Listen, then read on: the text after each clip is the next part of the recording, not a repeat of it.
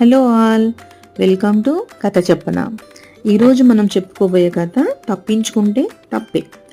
ఇది దేవగిరి అడవికి రాజేమో సింహం, దాని పక్కనే ఉండే చంద్రగిరి అడవికి రాజు పులి.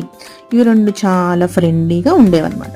ఒకరోజు ఈ రెండు నడుచుకుంటూ వెళ్తుండగా ఒక కొంగ వచ్చి రాజా రాజా అడవిలోకి వేటగాళ్ళు వచ్చారు అని చెప్తుంది.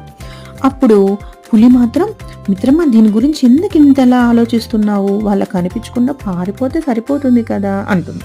కానీ సింహం మాత్రం లేదు, మనం వేటగాళ్ళతో పోరాడాలి అంటుంది.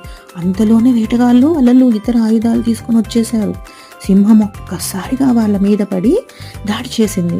కానీ పులి మాత్రం భయపడి మెల్లగా అక్కడి నుంచి తప్పించుకుంది.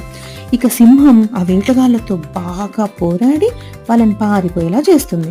కాసేపటికి పులి తిరిగి వచ్చి, నేను చెప్తే నువ్వు వినలేదు కదా, చూడు ఇప్పుడు ఒళ్ళంతా గాయాలయ్యాయి అని అంటుంది.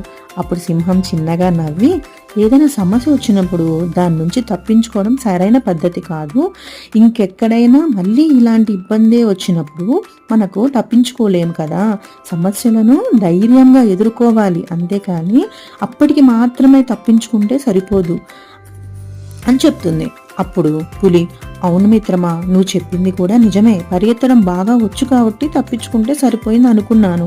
ఇక నేను కూడా ఏ ఇబ్బంది వచ్చినా ఎదుర్కోవడానికి ప్రయత్నిస్తాను, మా అడవిలో జంతువులందరికీ కూడా ఇదే చెబుతాను అంటుంది. సో పిల్లలు, మీరు కూడా ఏదైనా ప్రాబ్లమ్స్ వస్తే దాని నుంచి పారిపోకూడదు, దాన్ని ధైర్యంగా ఎదుర్కోవాలి. Thank you.